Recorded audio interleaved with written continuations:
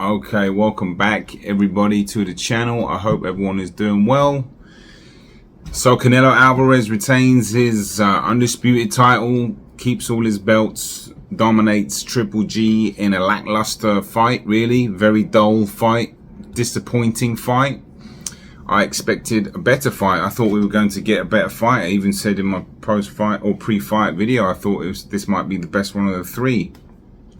A lot of that was based off of Triple G's previous performance against Murata, where, you know, he dug deep and beat a champion in his backyard and you know, knocked him out and showed a deeper level of spirit, you know. But he said he didn't do that in this fight.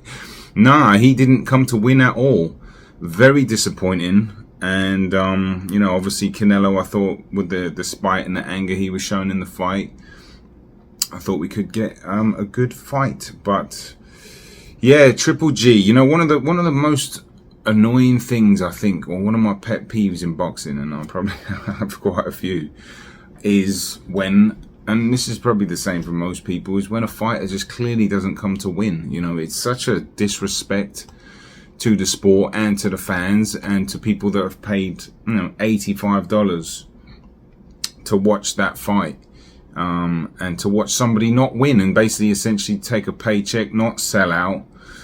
I know Triple G made some kind of a push in the 9th round a little bit, but like there was, I mean, other than that, let's talk about the fight. I mean, look, he was extremely tentative with his punches, and look, he's 40 years old. I understand that. I'm not trying to crucify the guy too much, but he just clearly, the energy he was fighting with clearly did not come to win. And, you know, he was very conservative. He was very, you know, definitely, like, you could see the speed difference. Canelo, obviously the fresher, younger fighter, but the speed was playing a factor. But Triple G wasn't interested at all. And, you know, obviously age was a big factor of that. But just desire and just showing up, taking a paycheck, and just, it was a sparring session, really, wasn't it? Most of the time. It was just a glorified sparring session. There were boos later on in the middle late rounds, I think, and flat performance. You know, a lot of people were criticizing Canelo too, and I understand that.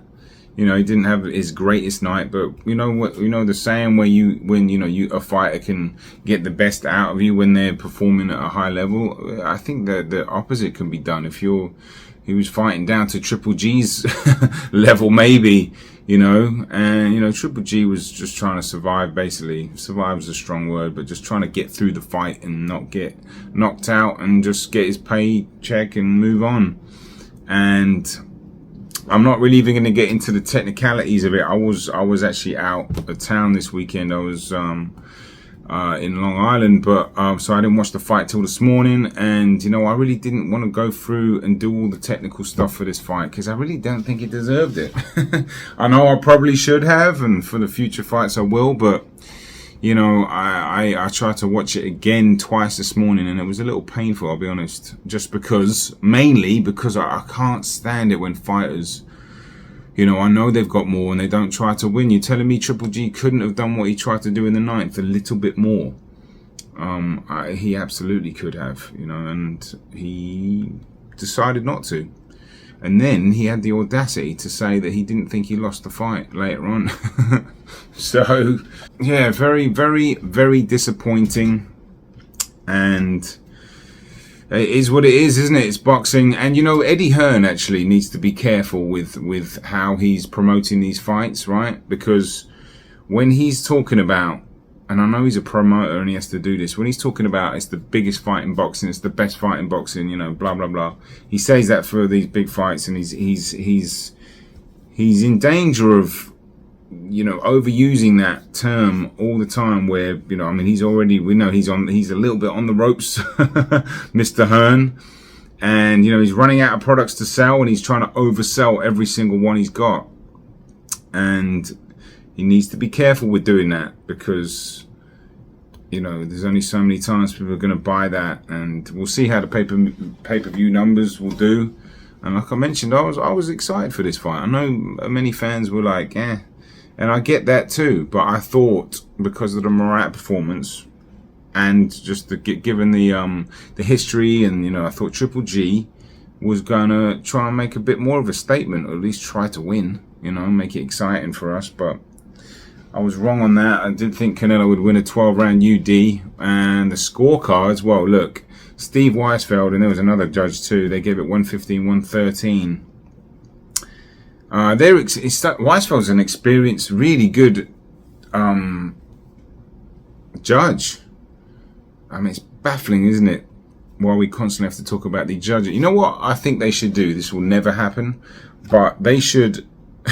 I know they've got a judge up before in the Bradley Pacquiao fight to explain himself, but I want that to happen. But in a round where, like, you know, if they're picking, just to go through each punch, sit them in front of the TV and grill them and go, show me when you had these rounds winning. We want to add this up, just because they've got to be held accountable for this, because that's just 115, 113. Come on. I mean, can you imagine if they'd have robbed Canelo? No, I'm just kidding. The right guy won, so I guess it doesn't really matter. In terms of what both these guys do, look, it looks like they really both need a rest. You know, I think, well, Canelo's said he needs a rest. I'd love to see him take a bit of a rest. He's you know, he's had a lot of fights in his career, and he started young, obviously. So, you know, who he fights next, super middleweight, I'd love to see. You know, we all would love to see a good fight with Benavidez. Will it happen? Probably not. But at the same time, you know, he's fought some decent fighters along the way. But it's getting to that stage where, you know, I think the public will want to see him in again with a young hungry lion. Benavidez is that. And there's a bit of beef there, especially with Benavidez Senior. You know, they don't really like Canelo, but you know, I think give him a rest. He said he hurt his hand as well, so let him take a break and let him, you know, just kind of recover and just relax. And then he's still the undisputed super middleweight champion of the world. And you know, what other challenges are there at super middleweight off the top of my head? I'm going a bit blank. I'd love to see. I don't know if Andrade's. Don't know what he's doing. I think he's still at middleweight. I don't know. Give him a rest. Let him take some time off. In terms of Golovkin, well, look, he's still a unified champion at middleweight, which is one of the deadest divisions in boxing, just because they don't fight each other, and there's, you know, definitely a lack of talent as well. But like, he's still he's got 3 belts at middleweight. So, but I'll be honest with you, I won't be rushing to see Golovkin again, knowing what we know about where he is on, you know, at the end of his career, about how he's going to approach fights. You know, if it's on DAZN, I'll probably watch it, but I'm not going to go out my way to pay for a Golovkin fight. Not that he'll be on pay-per-view ever again, probably, but like, you know, he's made his money in the sport, and you know, I guess he's got the choice to do what he wants and fight like he wants, but there's going to be consequences, because he didn't show any desire to win, really, for me, when he could have as well. I think he had a bit more in the tank to, you know, let something hang out earlier than the 9th.